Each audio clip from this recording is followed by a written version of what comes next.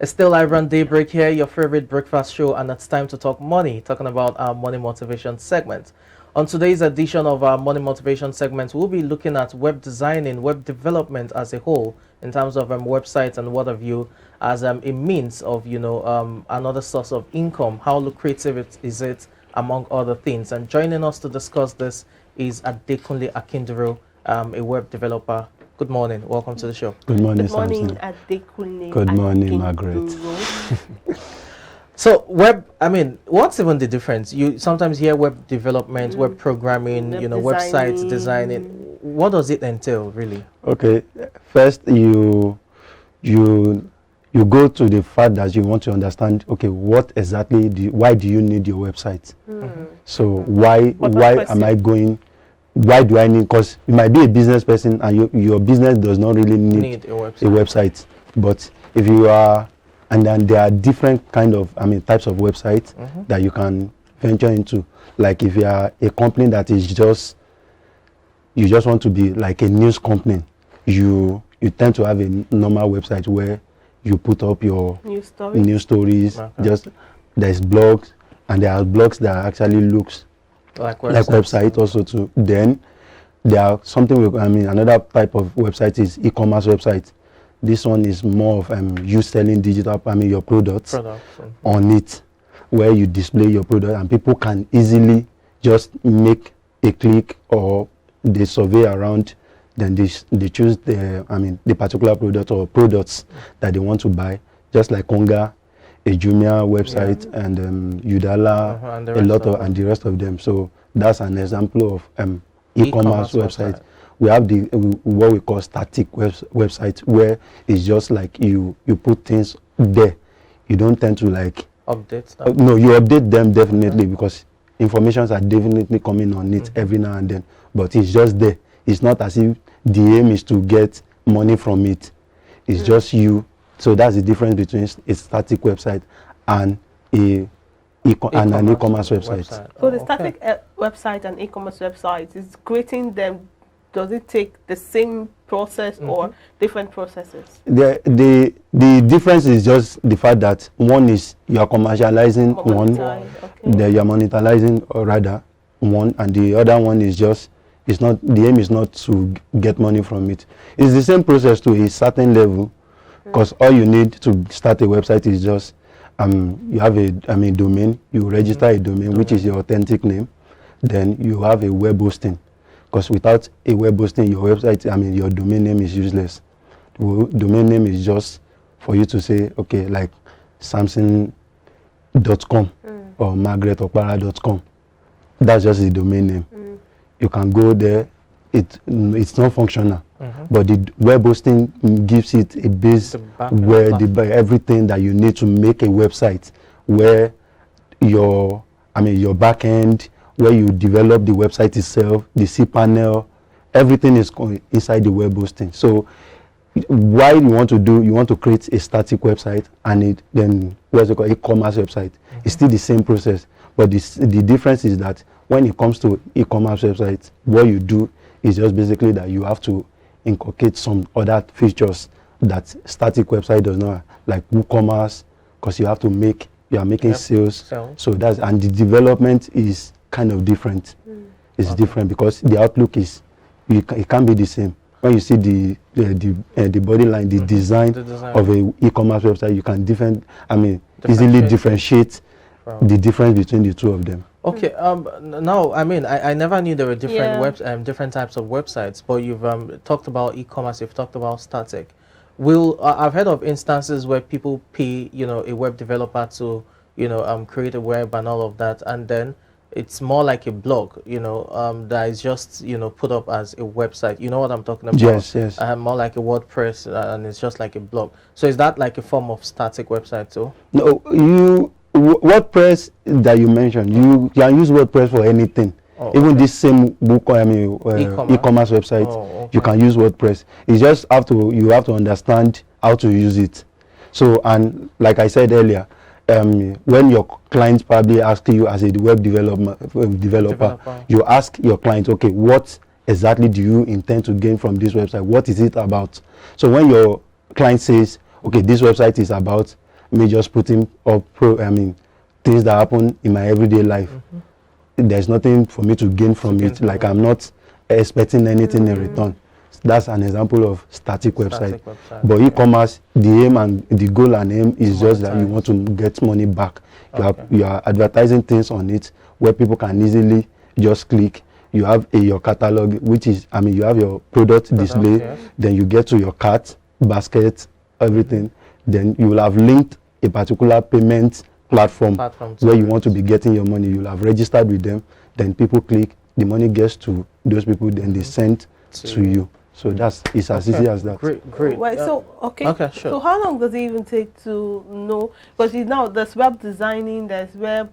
What did you mention? Programming. How long does it take? What's the highest you can take to get acquainted with all of the skills or learn the skills? Okay, it's not. It just have to be about the zeal.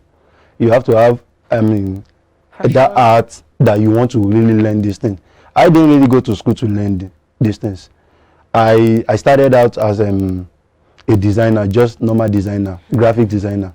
But at the point, I felt like there is more into these things because I was seeing some websites where I was having some ideas that, oh, this thing can actually be done in another way.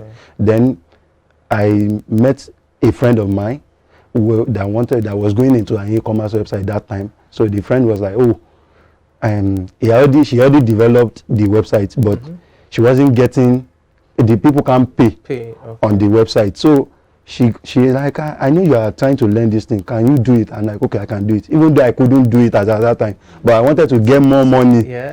So I reached out to a friend of mine that, okay, can you help me out with this thing? And he said, no problem. So I paid the guy. I removed my cut, but today, nothing was done. So that made me feel bad because this was a friend that I didn't want to lose because of that one thing. So I have to go start watching YouTube pages, YouTube channels where I can build this thing. Then I started with one. I'll put this one together, put that one together, then programming. But later I found out that when you talked about web programming, I found out that web programming is more tedious because you have to start writing codes, HTML, JavaScript. It's a whole lot of CSS. So it's a whole lot of process. So then somebody introduced me into WordPress. Then I found out that it is more easier for me to use WordPress than me programming every now and then. Because while programming, if you just miss with just a single symbol, you have to probably, before you start, you have to go back, start looking for where that one mistake is, and it's a whole lot of process. So WordPress makes it more easier than you programming, like writing, because they've done the whole programming themselves. So you just work in their framework. So let's look at, you've just spoken extensively about, web development and programming. How about web designing, the interface really? What does that entail? Like I said, it's simple to do, but if it depends on are you programming it? Because there are some clients that will come to you and say, I see this website, I want you to duplicate exactly as this because of the outlook, the templates and everything. So they tell you that, okay, I want this exact website. There is a way to do that also too. You can extract, even though you still have to add one or two things, you can extract some particular templates from website and like duplicate it. You just probably change one or two things. But that, I personally advise my clients not to do that because sometimes it looks as if you are like hacking somebody intellectual property. You understand? Because somebody sat down to think about this design. So alternatively, you can use WordPress. There are a lot of templates. When you install WordPress they call it starters templates. You have variety of them where you can, when you view it, you feel like, okay, I can use this template.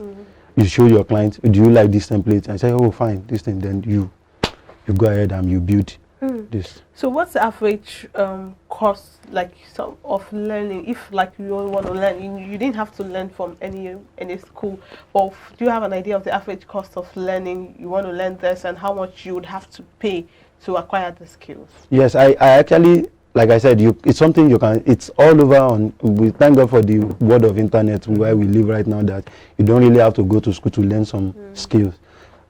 YouTube, probably the cost for that is your data. Oh. You paying, your data provider, your time. But if you really want to go to the school, because after I started with the whole beginners, and I couldn't even do some stuff like me not be able to link with the payments gateway stuff. It was more of me, having issues with that. So I have to like go pay somebody, okay, teach me how this thing works. Okay, so in case I get this more work, more jobs, I don't have to be like, okay, I'm being stuck at this particular point. And the person, I think I paid the person around 50,000 or how long ago? that time. That was 2 or 3 years ago. Even though I've been in the business, building before then. But and I have to like pay people to help me get across that particular stage. Because after you are done with your, let's say you have an e-commerce website, you do the gateway platform, which is the essential part of it, and I'm stuck there. So I have to pay people. So I'm like, I want to learn this thing. So I have to pay one particular programmer that taught me. Then I got to understand. But if you really want to go to the school to learn from the scratch to become a pro or something, if you check online, I think it's as cheap as I think 50,000 or 60,000. And there are other cheaper courses with Udemy where you can just start learning. So with roughly 70,000, one can learn the ropes of web development from beginner to advanced. Of course. Oh, okay, that's relatively cheap, for how lucrative the job is. Talking about being how lucrative, like you paid someone this amount to learn, someone wants to pay you to do that job. What's the average charge? Okay. Average. Okay. I mentioned 2 types of websites, even though we have more than that, but those are the basic one that I could explain. Where the static one, I can say, if I want to charge, I might say 70, 100,000 naira, because it doesn't really require a lot of effort like that. Not that I'm not putting effort to it, but compared to the e-commerce website, because you just have to get everything right. Because you have to be careful. You don't want to link an account that is not the person's account, because people are making they are paying for the service and their money is not getting to the client. So obviously you being the web developer is at fault, because it's probably you link somebody else's account into the platform, and obviously it can destroy the business image, the image of the business where you are representing, who you did that stuff for. So it has to do with, it's not as if it's something, but when it comes to e-commerce website, I charge as minimum of 150, 200,000. But in now, based on the fact that relationship wise, because another thing I look into this is that if it's a website that has to be with something like a Konga, a Konga can come to me and say, okay, let me build a website. Build a website for, and I'll charge them 200,000. No, because of the brand. Because not even because of the brand, because there's something we call a bandwidth in websites. The bandwidth is more because traffic coming there. The traffic, you can't compare the traffic coming to elindaikeji.com to the same traffic that comes on Konga or Jumia website every day. They are two entire, though they have high number of people coming to their site every day, but people are constantly on Jumia or Konga buying stuff. Do you understand? So you have to think about those things, and obviously the bandwidth, the higher the bandwidth, the better for you, and the bigger the bandwidth, the higher the amount of the more money you spend. So if it's something that we are just starting the e-commerce business, I'll charge 150, 200. Probably we just negotiate and can you that will not be personal me reducing prices, but that's just the average. That's great, really. I'm thinking for someone who wants to go through this, you've talked about YouTube videos, then certain schools where they can learn from basic to advanced skills for roughly 80,000 or 100. But what are the tips you would give anyone who wants to delve into web development? That is a total novice that just wants to start. it's just the usual. Try and understand, okay, why am I going into this? Is this something I want to do for a long time? Because when it comes to tech, it's always developing. Okay. It's always developing. You might think you know this today, and tomorrow something has advanced past the level. A lot of people are not even going into website anymore. They are going into sales funnel. Sales funnel. Yeah. So that's a topic for another day. Okay. So are you constantly someone that, okay, this thing that you are learning, do you want to progress with it? Are you growing with it? Is it something that you see yourself doing on a daily basis? They wake you up in the middle of the night. Do you want to build a website? I mean, build us a website, and without you thinking, you do it. I've been in a situation whereby I have to, like, a client has to, like, come to my office, and we did a website in a day. I was paid for the time. Not the time. I was paid the same amount if I have charged for the whole week. Okay. Because it took me a lot of practice for me to be able to build it in a day. But when it comes to e-commerce or other websites, it might probably take longer than that. But because I understand what I need to put together to get this thing. So know what you are doing.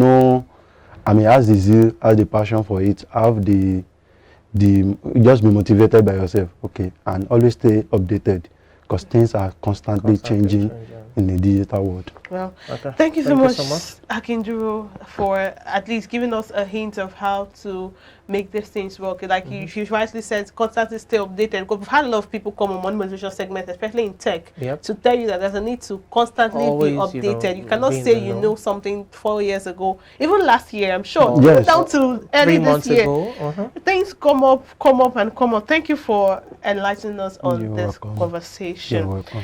Oh, well, that's a good place to wrap up the segment. That was Adekunle Akinduro joining us right here on the show this morning. We'll go on a very short break now. Coming back, the sports segment and social media boss. We'll be right back.